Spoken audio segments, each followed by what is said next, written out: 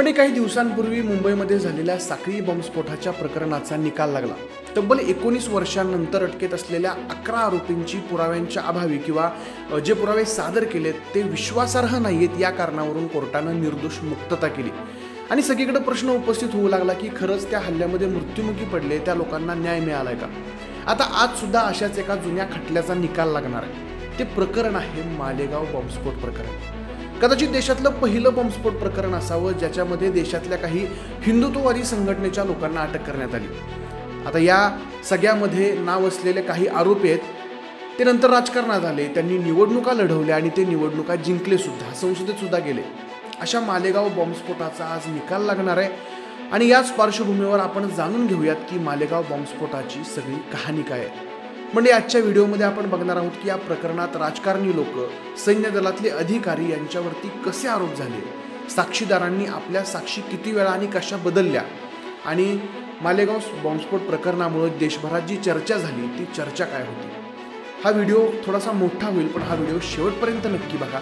नमस्कार मंडळी, मी आशुतोष आणि तुम्ही पाहताय .com अर्थात कॅरी ऑन मराठी। व्हिडिओ सुरू करण्याअगोदर मंडळी, जर तुम्ही आपल्या यूट्यूब चॅनलला सबस्क्राईब केलं नसेल तर कृपया आत्ताच आपल्या कॅरी ऑन मराठी या यूट्यूब चॅनलला सबस्क्राईब करा। अशाच वेगवेगळ्या विषयांवरची सखोल माहिती आपण आपल्या साध्या मराठी भाषेत या चॅनलवरती बघणार आहोत, त्यामुळे आत्ताच सबस्क्राईब करा। मंडळी, मालेगाव हे मोठं काही शहर नाही आहे, मोठी सिटी नाही आहे। मालेगाव हे महाराष्ट्रातल्या नाशिक जवळची एक प्रसिद्ध बाजारपेठ। इथं मुस्लिम लोक संख्येनं जास्त आहेत। आता मध्यंतरी सुपर बॉयज ऑफ मालेगाव नावाचा एक चित्रपट आला होता, त्यात जी मालेगाव दाखवलंय, जी मालेगावची कथा आहे ते मालेगाव म्हणजे हेच नाशिक जवळचं मालेगाव। मालेगावमध्ये सगळं काही सुरळीत होतं। तारीख होती 29 सप्टेंबर 2008, वार होता शुक्रवार। मालेगावातल्या प्रसिद्ध भिक्खू चौकात शकील गुड्स ट्रान्सपोर्ट हे दुकान आहे। आता रमजानचा महिना सुरू होत होता आणि रात्रीच्या साधारण 9:30 आसपास मालेगावमधले शेख लियाकत मोहिउद्दीन रोजच्याप्रमाणे नमाज पठण करून घराकडे निघाले होते। वाटेत त्यांना आपली मुलगी परहीन दिसली। ती भिक्खू चौकात चालली होती वडापाव न्यायला। पोरगी वडापाव घेऊन परत येईल या विचारात लियाकत शेख घरी पोहोचले आणि थोड्याच वेळात त्यांना एक फोन आला, भिक्खू चौकात एक मोठा बॉम्बस्फोट झालाय। शेख कुटुंबियांना धक्का बसला, पण त्यांना आशा होती की आपली मुलगी, आपली परहीन घरी सुरक्षित परत येईल। आणि काही सेकंदातच त्यांना दुसरा एक फोन आला की त्या फोनवरती त्यांना समजलं त्यांची परहीन स्फोटात मारली गेली। लगेचच लियाकत शेख घटनास्थळी गेले। त्यांना तिथं त्यांच्या मुलीला बघून देखील दिलं नाही, कारण त्यांच्या मुलीचा स्फोटात मृत्यू झाला होता। मालेगावात स्फोट झाला होता। आता याआधी 2 वर्षांपूर्वी सुद्धा 8 सप्टेंबर 2006ला मालेगावमध्ये 2 स्फोट झाले होते, पण तो स्फोट आणि हा स्फोट वेगवेगळा आहे। 2008 मध्ये झालेल्या स्फोटात 7 लोकांचा मृत्यू झाला आणि 100च्या आसपास लोक जखमी झाले। घटना कळताच पोलिसांच्या तुकड्या घटनास्थळी दाखल झाल्या। महाराष्ट्र सरकारनं लगेचच हे प्रकरण ATS अर्थात दहशतवादी विरोधी पथकाकडे सोपवलं। त्यावेळी ATSचे प्रमुख होते 26/11च्या ताज हल्ल्यात शहीद झालेले हेमंत करकरे। ATSनं आपल्या तपासाला सुरुवात केली। सुरुवातीला काही मुस्लिम संघटनांवरती, दहशतवादी संघटनांवरती संशयाची सुई होती, पण अशात ATSच्या हातात एक मोटरसायकल लागली। या मोटरसायकलच्या मिळण्यामुळे तपासाच्या सगळ्या दिशा फिरल्या। MH15P4572 या मोटरसायकलचा नंबर होता आणि यावरती स्फोटातला बॉम्ब ठेवण्यात आल्याचं तपासातून निष्पन्न झालं। LM फ्रीडमची बाईक होती। या बाईकचा इंजिन नंबर आणि चेसिस नंबर बदलण्यात आला होता। ATSनं तपास केला आणि या गाडीचा ओरिजिनल नंबर सापडला, जो होता GJ05BR 1920। गाडी मालकाचं नाव होतं प्रज्ञासिंह चंद्रपाल सिंह ठाकूर। हे नाव खरं तर त्यावेळी इतकं चर्चेत नव्हतं। प्रज्ञासिंह ठाकूर यांचे वडील RSSचे स्वयंसेवक आणि डॉक्टर। प्रज्ञासिंह ठाकूर ABVPचे कार्यकर्ता आणि संघाशी निगडीत अजून काही संघटनांची सदस्य। 2007 पासून मात्र प्रज्ञासिंह ठाकूर संघात सामील झाल्या आणि साध्वी बनल्या। पण प्रज्ञासिंह ठाकूर यांच्या मते त्यांनी ही गाडी 2004 मध्ये दुसऱ्या कोणाला तरी विकली होती। आता 23 ऑक्टोबर 2008ला प्रज्ञासिंह ठाकूर यांना अटक करण्यात आली आणि त्यांच्यासोबत अजून सुद्धा काही आरोपी होते जे संशयित होते, त्यांना सुद्धा अटक करण्यात आली। पुढे 4 नोव्हेंबर 2008ला मात्र या सगळ्यात लष्कराच्या सेवेत असणाऱ्या एका अधिकाऱ्याचा समावेश आहे अशी बातमी आली आणि ते अधिकारी होते लेफ्टनंट कर्नल प्रसाद पुरोहित।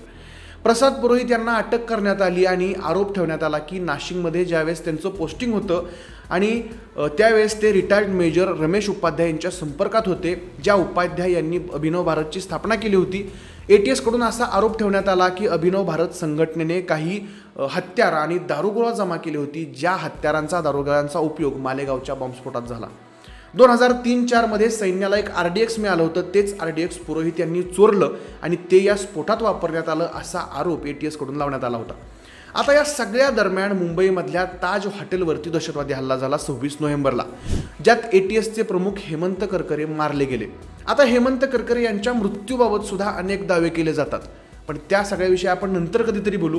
पुढे जानेवारी 2009 पर्यंत ATSनं एकूण 14 जणांवरती आरोपपत्र दाखल केलं आणि त्यांच्यावरती संघटित गुन्हेगारी म्हणजे मोक्का कायद्याची कलम सुद्धा लावली. आता हा तपास सुरू होता अशात 2010 मध्ये NIAची स्थापना झाली. मग हे सगळं प्रकरण NIAकडे हस्तांतरित करण्यात आलं. मग NIAनं काय केलं की ह्या घटनांशी रिलेटेड असणाऱ्या समझोता एक्सप्रेस, मक्का मशीद आणि अजमेर दर्गा या ठिकाणी जे बॉम्बस्फोट झाले होते त्या सगळ्या केसेसचा एकत्रित तपास सुरू केला. आता पुढे 2016 मध्ये NIAने एक पुरवणी आरोपपत्र दाखल केलं. या पुरवणी आरोपपत्रावरून मात्र परत वाद सुरू झाले. आता वाद का सुरू झाले तर NIAनं या स्फोटात असलेल्या आरोपांवरती असलेली मोक्काची कलम हटवण्याची शिफारस केली. थोडक्यात काय तर त्यांच्यावरून मोक्का काढला जावा अशी मागणी NIAनं केली होती. याच्यापेक्षा मोठी गोष्ट म्हणजे NIAनं साध्वी प्रज्ञा सिंग ठाकूर यांच्या विरोधात आवश्यक असे पुरावे आपल्याकडे उपलब्ध नाही आहेत आणि त्यामुळं साध्वी प्रज्ञासिंह ठाकूर यांच्यावरती खटला चालवता येणार नाही असा दावा केला होता. मग 2017 मध्ये विशेष न्यायालयानं मोक्काची कलम हटवण्यासाठीची परवानगी दिली. मात्र साध्वी प्रज्ञासिंग ठाकूर आणि त्यांच्यासोबत इतर 6 जणांना मात्र कोर्टानं निर्दोष मुक्तता करण्यासाठी परवानगी दिली नाही. आता त्यानंतर या प्रकरणातले काही आरोपी सुटले, शिवाय मोक्का सुद्धा त्यांच्या सगळ्यांवरून काढून टाकण्यात आला आणि त्यामुळं कर्नल पुरोहित आणि साध्वी प्रज्ञासिंग ठाकूर यांना कोर्टाकडून जामीन मिळाला. आणि आश्चर्याची गोष्ट म्हणजे 2019च्या लोकसभा निवडणुकीत साध्वी प्रज्ञासिंह ठाकूर यांना भारतीय जनता पार्टीकडून लोकसभेचं तिकीट सुद्धा मिळालं. 2019 मध्ये मध्य प्रदेशमधल्या भोपाळमधून काँग्रेस नेते दिग्विजय सिंह यांना साध्वी प्रज्ञासिंग ठाकूर यांनी हरवलं आणि त्या जायंट किलर ठरल्या, खासदार झाल्या.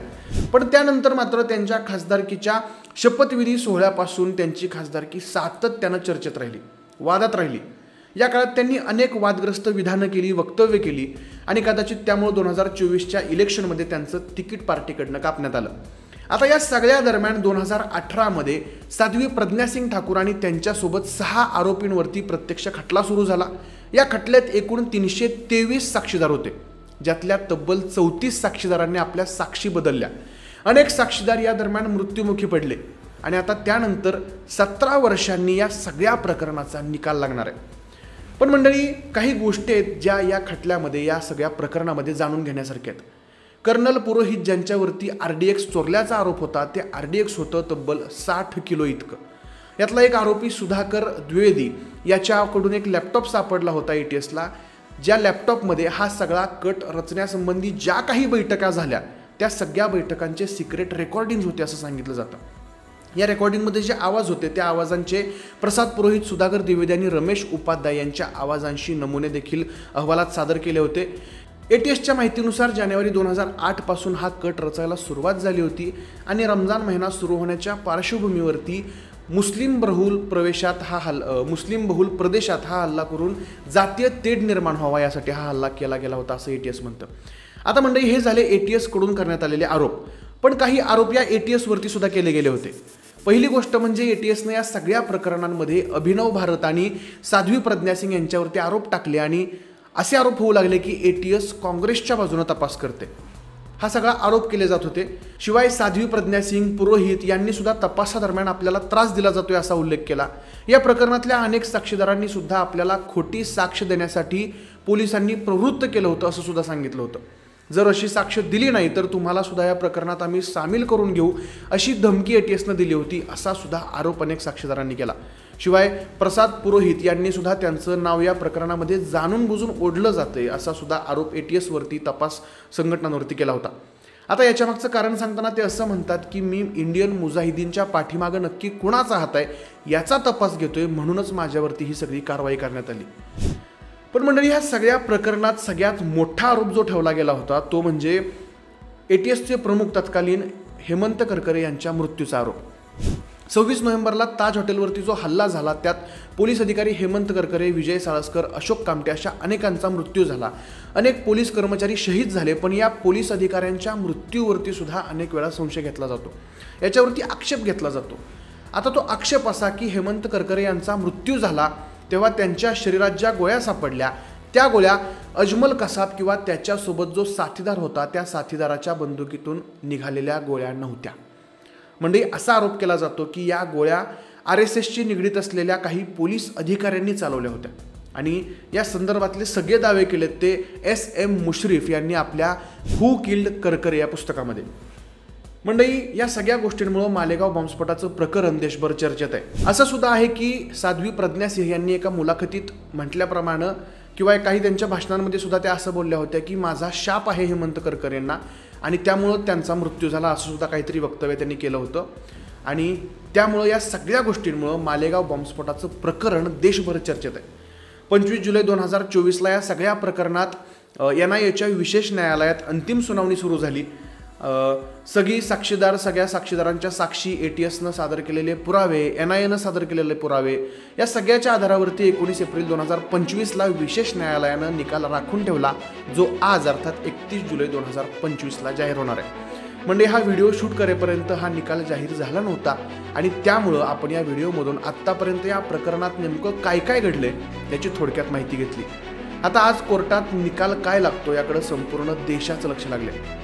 म्हणजे आत्तापर्यंत आपल्या भारत देशात जेवढे काही बॉम्बस्फोट घडले, दहशतवादी हल्ले घडले, या बॉम्बस्फोट प्रकरणात सगळ्यात वादाचं कुठलं प्रकरण असेल तर हे प्रकरण असं म्हणायला वावगं ठरणार नाही. पण म्हणजे या प्रकरणाबद्दल तुम्हाला काय वाटतं? आज खरंच या स्फोटात बळी पडलेल्या 7 निष्पापांना न्याय मिळेल का? या खटल्याचा निकाल काय लागेल? एकंदरीत तुमची या प्रकरणावरची मतं काय ते आम्हाला कमेंट करून नक्की कळवा. बाकी आपला व्हिडिओ आवडला असेल, व्हिडिओमधली माहिती आवडली असेल तर व्हिडिओला लाईक करा, शेअर करा.